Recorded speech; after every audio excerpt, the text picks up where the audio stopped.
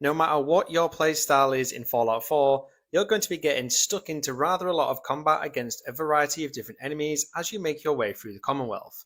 Now, perhaps you've made it pretty far into the game, you may have even hit level 50, maybe you've maxed out a few perks, and you may be rocking some legendary gear, but I bet even now you're still missing at least a couple of these combat tips. So, whether you're playing on survival mode or just trying to get more efficient, here are 10 advanced Fallout 4 combat tips that most players often overlook. So without further ado, let's go ahead and get stuck in. At number 1 is something the game actually doesn't tell you and a lot of players miss. So Fallout 4 actually has a built-in cover peeking mechanic. So if you're standing right next to a piece of cover, say a wall, a car, a doorway, and whatever it is, as you aim down the sights, your character will automatically lean or shift just enough to peek out and aim and shoot at enemies. It's pretty subtle, but it can be super powerful and it can be incredibly useful when you're surrounded by a lot of enemies and you feel like you're getting a little bit overrun. It works really well with rifles and scope weapons as well, so especially in tight environments where rushing out into the open seems like suicide.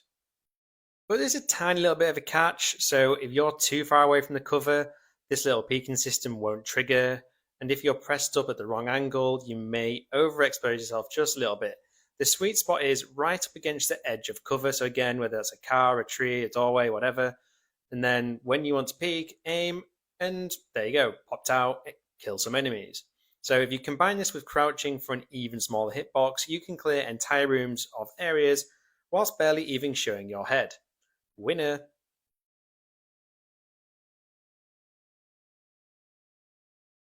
And number 2, let's talk about criticals. Now, a lot of players just fire them off the second they're available, but the real power comes from banking them.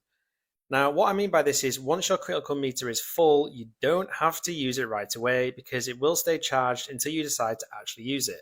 So you can hold on to it a little while you finish like an easier enemy and then carry on to the next encounter where it's a tougher enemy. And a slightly more advanced tip as well is, because this is what I do recommend switching to a stronger weapon right before using that critical. So let's say you're using a bog standard 10mm pistol to build up your critical meter, but then you've got a really strong sniper rifle or a powerful plasma gun or whatever else in your inventory. If you build the crit bar with the pistol and then swap to the heavy hitter, enter VATS, and unleash the critical with way more damage than you could have built with it with that pistol. Simples. And you can also pair this with perks like Critical Banker to store multiple criticals, which is perfect for encounters with multiple stronger enemies. Now, number 3, this one can be subjective depending on your playstyle or your perk choices, because some players love him and some think he's a waste of a perk. But if you know how to use him, then the Mysterious Stranger can actually be one of your most powerful allies in Fallout 4. So basically, the Mysterious Stranger perk, there is a chance he'll appear when you use VATS. He'll walk in, fire a single shot, kill an enemy, and then vanish like nothing ever happened. Sounds simple enough, but here's the kicker. That shot is an instant kill. So instant kill on high level enemies, sometimes bosses. Like for example, the Mirelurk Queen who appears at the castle was wiped out almost instantly by the Mysterious Stranger for me. Sadly, I don't have the footage for it, but it made my life much easier in that situation. And he's come in clutch a number of times when I've been like a little bit overwhelmed to powerful enemies. So I personally recommend having the Mysterious Stranger perk, at least at level 1. And number 4, let's talk a little bit about grenades because I see a lot of players not really using them or not using them to their full potential. So a lot of players will hoard them and then toss them randomly in any which way direction just to see what happens. But with a bit of timing, a bit of positioning, grenades can wipe out groups of enemies and you can control the battlefields like nothing else. And you don't even have to favorite them, like you can hotkey them, which gives you the ability to lob them super quick and it leaves you with an extra space for another weapon in your favorites. And the same can be said for all the mines as well, actually. But importantly, grenades tend to ignore a lot of armor and cover mechanics, so even heavily armored enemies can get shredded if they're caught in the blast radius. So don't just save them for groups. A single grenade can sometimes do more to a boss than a whole clip of bullets, especially if you combine them with a perk like Demolition Expert, for example. And number 5, let's actually talk about your health on the battlefield and speed of healing. Like this tip could save your life more than anything else on this list, if I'm being totally honest. Like if you're still pausing the game to dig through your Pit Boy for like a stim pack or some other health boost, you're basically giving enemies free shots. And the fix is just hotkeys. On PC, you can assign stim packs, chems, or other food items to a number of keys. On consoles, you can quick assign them to the D-pad once they're set. You can heal yourself instantly in the middle of combat without ever opening the Pit Boy menu. This has definitely saved me a number of times. So make sure you're hotkeying stim packs and every other health boost for when things go a bit south. Let's move on to number 6 and talk about enemy limbs. Now, a lot of players will go straight for the headshot in VATS if they can, but it's not always the best option because a lot of times you should actually be aiming for the limbs instead, and here's why. Hitting arms, for example, can disarm enemies, literally knocking weapons right out of their hands. Targeting their legs can cripple their mobility, making fast enemies crawl towards you instead of rushing. And some weapons like shotguns or powerful rifles have the chance to cause a stagger as well, interrupting whatever your target was about to do. So it does give you much more control on the battlefield, especially if there are a lot of enemies around. So next time you're up against an enemy that feels a bit like a bullet sponge, don't just shoot at like center mass or the head, aim for the legs or the arms and slow them down. So, slow them down or disable them, or use staggering weapons to lock them in place for a little bit. You'll even find the toughest of enemies suddenly feel much more manageable attacking them this way. Let's talk about height advantage at number 7. Now, I'm not talking about some weird glitch to make your character super tall. Instead, I'm talking about you being above the enemy AI because for some reason their aiming falls off a cliff when you're above them.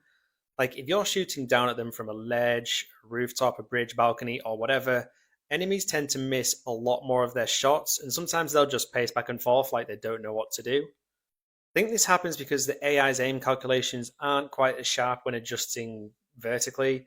If you're on the same level as them, they'll be dead accurate, but the second you gain a fair amount of elevation, their accuracy tanks. So this means you can take fewer hits while landing your shots with ease, assuming your aiming is actually good from a distance, of course. Number 8 is for those of you to prefer to keep as much distance as possible between you and the things that are out to kill you. So of course this means sniping, and the perks that work great with snipers. So Rifleman First is an essential for non-automatic rifles because it boosts the damage of them significantly, and works even if you're shooting unscoped. Next, you've got Concentrated Fire, which lets you aim at specific body parts with increased damage, which works perfectly with the limb targeting that I mentioned earlier in the video. And if you want to push it further, Ninja doubles sneak attack damage for ranged weapons as well. So your first shot from stealth can often be a one-shot kill. And in fact, you can take it one step further still.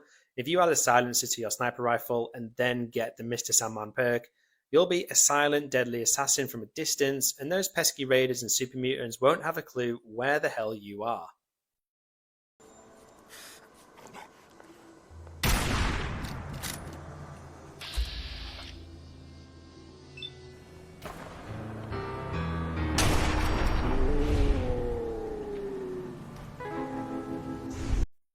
And number 9, let's talk about planning ahead because enemies in Fallout 4 can be unpredictable, or you may know that you're coming up against a boss enemy, but you can turn the environment into your favor by placing a bunch of deadly traps with pre-placed mines. Also, a disclaimer, in this footage I'm definitely not using this tip to the best of my ability, but you'll get the idea. Mines aren't just for blowing up enemies, although they do that very well, they're also for control of your environment. So if you place them in choke points like doorways or high traffic areas and then bait enemies into that trap, when detonated they can either kill the enemy, and if not, they can stagger multiple enemies at once, which gives you a bunch of free shots or a safe retreat, because even if the damage isn't lethal, the stagger effect is great as well. So a well-placed mine or a few well-placed mines can briefly stop even the strongest of enemies in their tracks, allowing you to get a few shots in.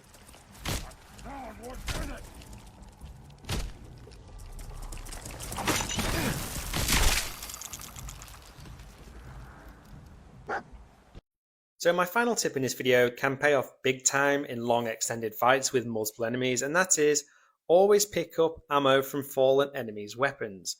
Now obviously you can loot ammo directly from enemies, but if you pick up their weapons as well, you will likely find they also contain more ammo.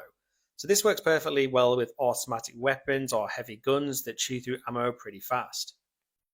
Like even if you don't plan on keeping the gun, which most of the time I don't, it gives you a temporary ammo boost, letting you finish off fights without interrupting or going back to get some more ammo or whatever. It did take me a long time to realize that picking up guns got you ammo as well, but now I loot any weapons constantly when I kill them, assuming I have a gun that uses that ammo type. Like it's not like I go around picking up pipe pistols, for example. But everything else, yeah, pick up the gun, take the ammo, and then drop the weapon again. Simples. And there you have it, folks. There are 10 advanced combat tips that turn Fallout 4 from a survival shooter into your very own personal sandbox of destruction. I hope you found this video useful, and I hope you learned something new, and if you did, it would be totally awesome if you could support my channel by hitting those like and subscribe buttons, and let me know in the comments if there are any other tips that you think would be worthy of this list.